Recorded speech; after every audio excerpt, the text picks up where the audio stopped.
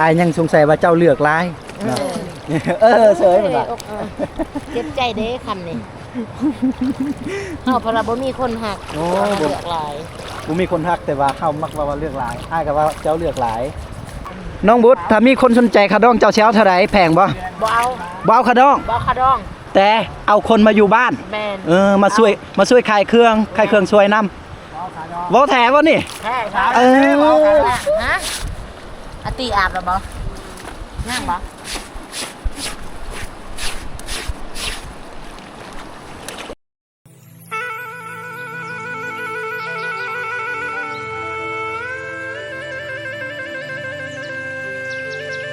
ใกล้ๆกันอายก็ยังบ่ฮู้ชื่อเจ้า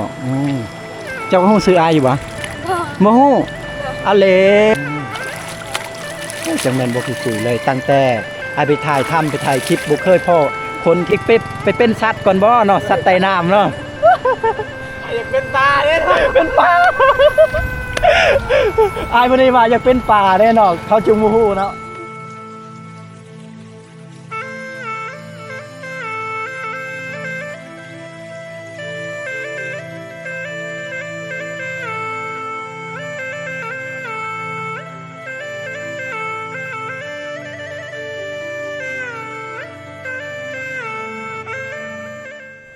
สบายดีทุกคน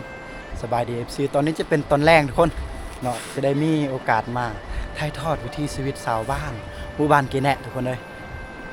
โอ้โหอันนี้จะเป็นธรรมชาติอ้อมรอบหมู่บ้านกีแนะทุกคนยามแรงๆก็จะได้เห็นกระเจ้ามาแต่สวนได้มาแต่หน้าแล้วก็ซิมี่ผู้สาวงามอาบน้ำอยู่โอ้ยเด็กน้อยหลายทุกคนเลยเนาะเด็กน้อยป้าเปื่อยยังนี่แหละก็เลยระมัดระวังเอาสิดีเกลียงได้อยู่ทางนี้ก็ซิมีแต่เด็กน้อยทุกคนเลยติดกันเลยมอดจะมากล้องนะมอดเลยดีเด้ออย่าเด้อ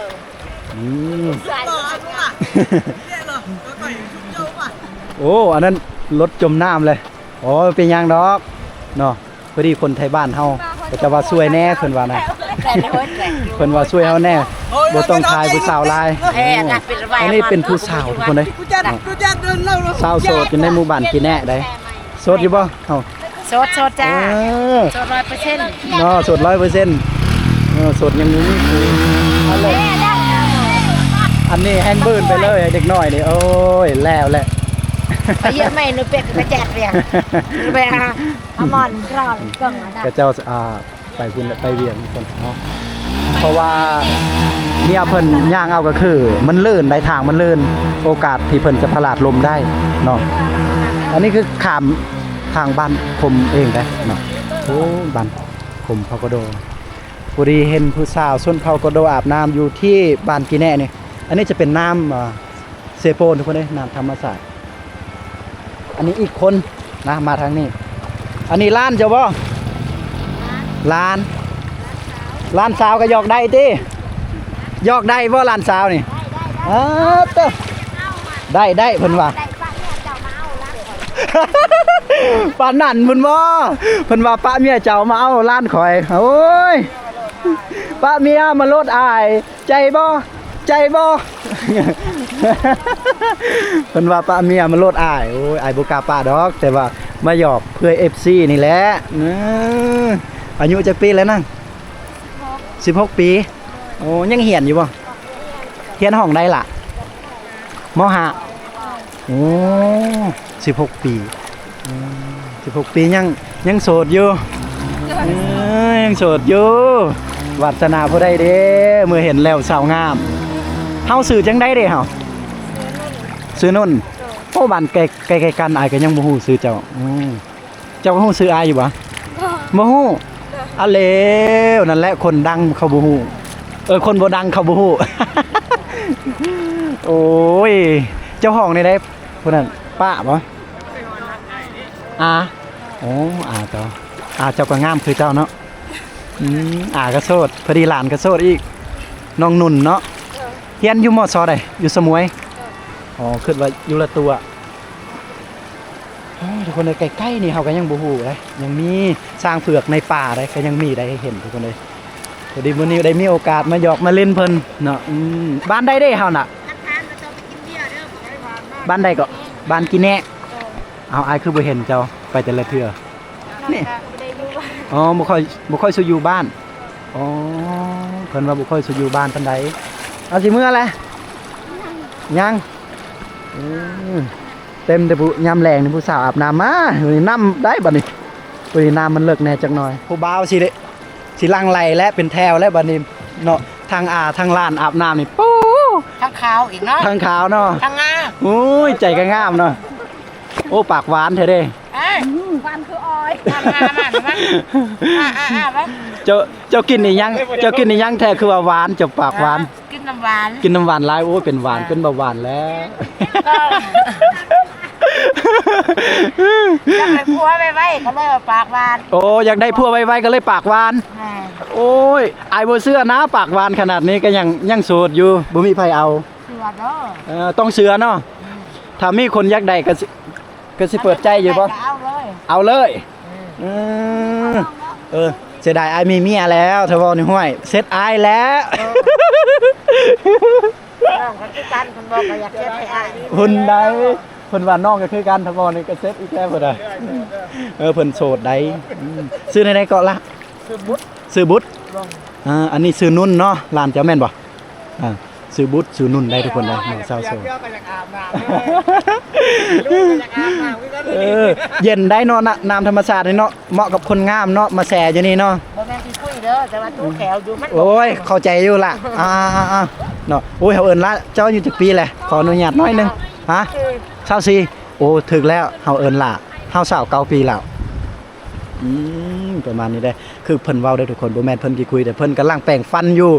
ต้องขอโทษขออภัยน้อง FC หลายๆนะบางทีทุกคนก็สิว่าให้เป็นการส่วนตัวเพิ่นแน่เพิ่นกำลังอาบน้ำอยู่นะจังน้อยเพิ่นเมื่อแล้วมันบ่ได้ฟิลทุกคนเพราะว่าจังน้อยมันมืดมันค่ำแล้วก็เลยบ่ได้สีบ่ได้อีหยังเนาะประมาณนี้ได้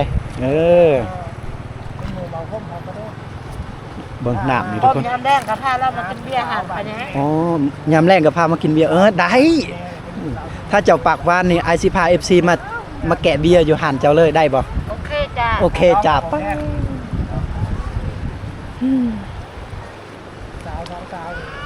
น้องบุตรถ้ามีคนสนใจคาดองเจ้าเช้าเท่าไหร่แพงบ่บ่เอาคาดองแต่เอาคนมาอยู่บ้านมาช่วยขายเครื่องช่วยนำบ่แถวบ่นี่เอาขาดองเรื่องนี้ผู้สาวบ่เอาขาดองเพิ่นว่าเอาคนมาขายเครื่องซอยแต่ว่าให้มาอยู่น้ำแนวนั้นโอ้คนเบาขาดองแปลกเงานะสัมเพาคนชนเผ่าขออภัยเด้อบ่แม่นว่าเจ้าได้ล่ะสัมเพาคนชนเผ่าเขาเจ้าจึงมองข้ามเนาะเบิ่งข้ามไปเนาะเพราะว่าประเพณีชนเผ่าเฮานี่ผู้หญิงต้องมาอยู่น้ำพัวแต่ว่าเฮาอยากได้ผัวมาอยู่น้ำเฮาก็เลยคนชนเผ่าก็เลยมองข้ามไปเลยตัวนี้เนาะเราบ่ฮักเฮาขี้ข้านเพราะว่าบ่เฮ็ดให้ใครหน้าได้อยู่แต่เฮือนบ่แล้วไทยเอามาอยู่เฮือนแล้วแม่นแล้วเป็นสาวแต่ว่าเก่งได้หาเงินหาคำแม่นอันนี้เป็นร้านเพิ่นปุ่มตัวเองเลยนะน้องนุ่นกับน้องบุตรอายุ24ปีพอดีน้องนุ่นอายุ16ปีถึกบ่ล่ะแม่นละ26ปีจังแม่นบ่คุยเลยตั้งแต่ไอไปถ่ายคลิปบ่เคยพ่อคนที่แบบปากหวานใจดีคือเจ้าปากหวานงามพ่อบ่เคยพอแม่นบ่เคยพบพอเลยมื้อนี้ร้านแล้วร้านจะน้อยจะสิเอานี่บ่จับขา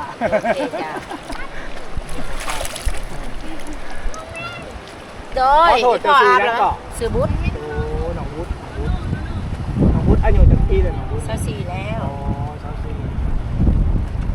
สาวอันเผาเล่าเฮานี่ก็ซ้ำดีกันพอดีนะพอดีเตรียมทางออก3ครัวเฒ่าแล้วเด็กน้อยในบ้านนี่เขาจะเอาหัวไปแหละออกเป็นตาหน่อยใจยังบ่เฒ่างามอยู่ยังงามยังบ่เฒ่าดอกยังบ่เฒ่ายังบ่ตายเกินไปนะเจ้าหาเงินหาคำเก่งๆนะมีอาหารขายเครื่องอีกในผู้ใดผ่านไปผ่านมาไปแบบน้ำจ้ะแม่อาหารเพิ่นก่อนน้ำหน้าจับซื้อของแม่น เย็น พอ เย็ ดี นแล้วแต่ มื้อนี้เฮาก็พา FM ไปที่ไทยบ้านมาลินบ้านเด้บ้านคมเผากระโด บอก นี่ ว่า กัน ห้าน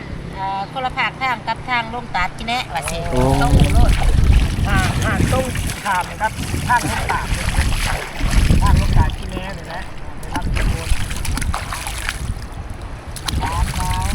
โอ้อาชีพเมื่อกินข้าวน้ำเจ้าบ่มื้อแรงนี่ โอเคจ้า มันจังกินแซ่บแน่ โอเค กินเพื่อ FC ได้เบิ่งเนาะเทื่อหน้าเทื่อใน FC สิว่า ก็ไป อยาก แวะกินข้าวนั่งได้ โอ้ได้เนาะ แม่ ป๊าบแถมใจดีพร้อมทุกคนเลยเนาะเพิ่นก็ชวนว่า ข้าไก่คือกินบ้างแล้ว ไก่นะบ่มี บ่มี มีอยู่ไก่บ้านเขาเจ้าเท่านี้นะแม่ติ ก็เจ้าสิขายอยู่ ที่ บ่ มันจะไก่บ้านเท่านี้ขอบคุณค่ะ เขาบอกไทยกับเป็นได้ พอฟังได้เนาะ เที่ยวนั่นแหละ ไทยกับเป็นได้ ลอย อยากไงเด้ออยากไงเด้อ กันดื้อแล้วนอน ไปเลยไปเลยไปเลย วันแม่ตีมีบ่กินมันน่ะจ้ะ โอ้เป็นตาอยากให้ FC มาฮุกซอยเนาะ ยังร้ายอยู่นะยังก่อนมันจะเป็นฟ้องร้าย ซอยเนาะ วันนี้จ้ะ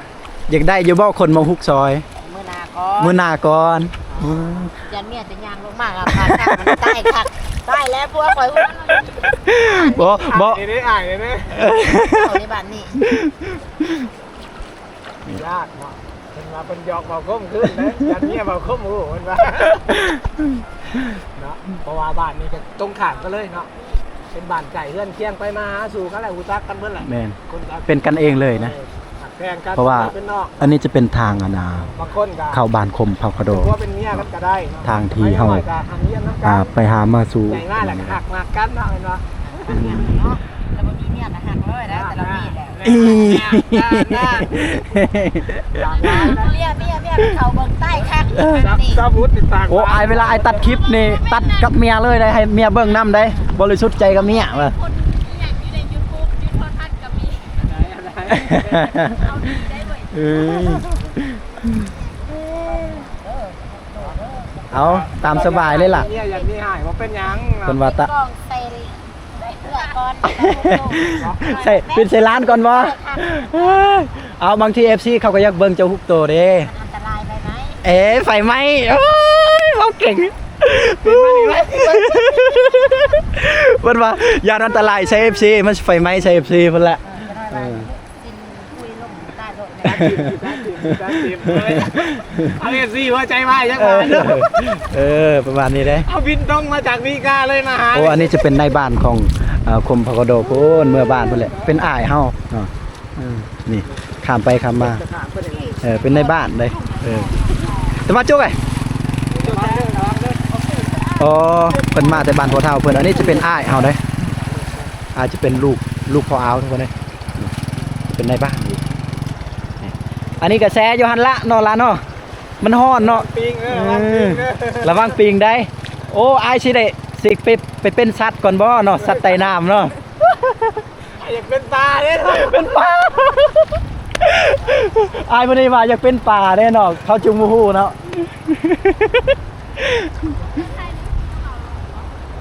บางอย่างกับเอาโลกเราซัดกินไป ไปที่นั่งเพิ่นตลอดนะถ่ายรถ นี่มาเป็นกันเลย ไปถ่ายแต่นัก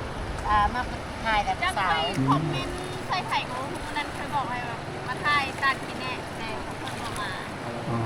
น่าจะเป็นผู้นี่บ่จัก น้องก็พูดเลยค่อยว่าไปถ่ายตัดกินแน่แต่ค่อยลิงซี เออ ก็หาที่ไหน พอดีป้าเพิ่นว่าเล่าเคยเบิ่งซองของเฮาแหละเคยคอมเมนต์ว่ามาถ่ายตัดกันแน่แต่เฮาบ่เห็นมาแม่นแล้วคมมีภาระหลายไปทางภาคเหนือปีนั้นนะทุกคนเนาะช่วงสงกรานต์แต่ว่า FM วิธีไทยบ้านเพิ่นก็มาลินอยู่ตัดกันแน่อยู่เนาะเพิ่นก็มาถ่ายทอดอยู่ ปล่อยนี่แหละมาคนเดียว มาคนเดียวแต่บ่พ่อสร้างเครื่องในป่าเนาะ โอ้สาวเต็มอื่น เอ้ย สาว บ่ สาวเล่าสาวแบบ บ่แล้วพวกนี้นะไอ้บ่เห็นว่าน้องๆเขา โบเน่ใจ บ่แน่ใจเนาะ เป็นลี่นะมือนะ เอ้ย สงสัยไปกับผู้บ่าวนะ สงสัยว่าไปจิ้มเบียร์กับผู้บ่าวอยู่น้องไม่วางอยู่ มีเพลงอยู่ มือแรงว่างบ่มันมีเพลงได้ละมือแรงว่างบ่ บ้านอยู่ ว่างอยู่ ปีหน้าว่างบ่ปีหน้าฉันไม่ชอบไม่ทราบว่ามันไม่ชอบ ปีหน้าหนูไม่ทราบค่ะเพราะว่าเขาดู คลิปของผีแล้วจะมีคนมาจีบว่าซั่นเนาะเอ้ยอะไรได้ล่ะเขาเบิ่งคลิปอายแล้วเขาอยากมาลินได้เนาะเขาไม่อยากสัมผัสบรรยากาศเขาอยากมาอาบน้ำเซนี่แหละเบิ่งธรรมศาสตร์บ้านเฮานี่แหละนะบางทีเขา น้ำในน้ำก็เย็นๆผู้สาวก็งาม ผู้สาวก็แถมใจเย็นเนาะเอ้ยเยอะนี่จังปากหวานขนาดนั้นสาว สากเนี่ยคอยลอกนี่นะสาก แล้วว่าน้ำฮะอาตีอาบแล้วบ่ย่างบ่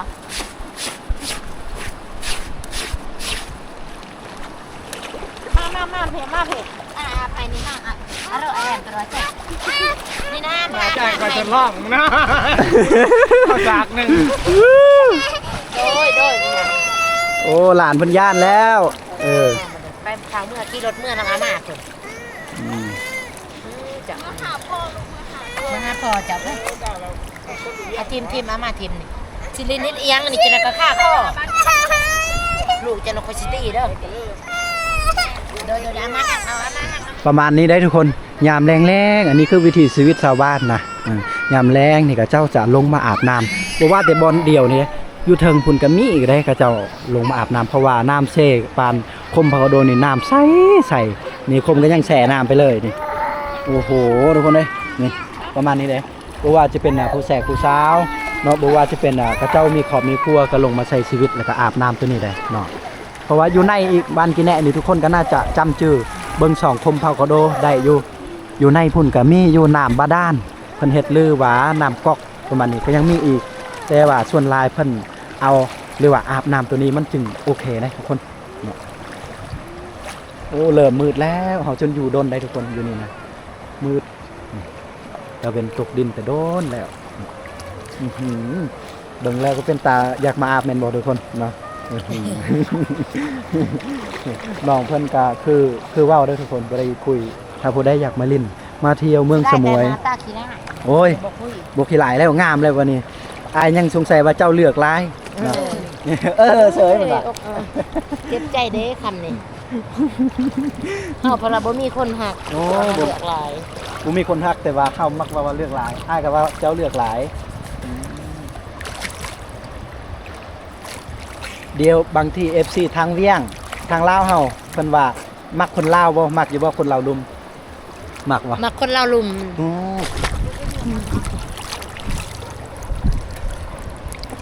น้องเพิ่นว่ามักคนที่จริงใจเนาะอย่าเดือดโจ้บ่ใส่ใจคนลาวเฮาแม่นคนลาวเฮาเนาะจึงวัฒนธรรมเข้าใจง่ายเนาะแม่นโอ้โหดีเด้น้องเพิ่นว่ามักคนที่จริงใจเนาะอย่าเดือดโจ้บ่ใส่ใจเพิ่นโอ้เพิ่นว่าเมื่อแน่หนาวแล้วเนาะหนาวสิสบายอาบเลยน้องเพิ่นก็ชวนตะเหิงว่าอาบเลยผู้สาวอีกบ่หั่นน่ะโอ้บ้านจุเจ้าจังมีผู้สาวหลายเนาะบ้านเขาเป็นหยังโอเคทุกคนก็ประมาณนี้เด้อน้องเขาก็ยังอาบน้ำอยู่โอเคทุกคนสลับเฮาได้มาลินมาเที่ยวเนาะมาสัมผัสบรรยากาศอันนี้คืออัปเดตบ้านไก่เคียงคมพากระโดเองเนาะไปฟังนั่นเป็นบ้านคมอันนี้จะเป็นน้ำเซโปนไหนบ่แม่นสายศิลบังบ่แม่นเซละนองแต่ว่าเซโปนอยู่เมืองสมุยแขวงสารบัญแล้วก็ได้เห็นผู้แสกผู้สาวมาอาบน้ำยามแรงๆจังซี่ได้อันนี้คือวิถีชีวิตของเจ้าเนาะบ่ได้มีคำว่าต้องห้องน้ำห้องช่วมกันอหย่างห้องส่วนโตแต่ว่าอันนี้คืออย่าคล้ายคือว่าน้ำสถานะละเลยเนาะผู้ใดก็มาได้ผู้ใดก็มาอาบได้อยู่ที่นี่ยามแรงแบบนี้นี่ไปยามใดก็เห็นยามนั้นนะชาวบ้านเพิ่นอาบน้ำได้ทุกคนโอเคทุกคนสำหรับคลิปนี้ก็ขอขอบอกขอบใจพ่อแม่พี่น้องและ FC หลายๆที่ได้มาเบิ่งจนฮอดนี่ขออวยพรทุกคนเด้อขอให้อยู่ดีมีแหงถ้าบ่ได้อยากมาเล่นมาเที่ยวเนาะหรือว่าอยากทักอยากลมอยากลิ้นอยากยอกน้องเพิ่นก็สามารถทักลมลิ้นได้ทุกคนเนาะน้องเพิ่นบ่ได้ขี้คุยเนาะขอชุบๆเพียงเท่านี้เด้อทุกคนเด้อกราบว่าสบายดีทุกคน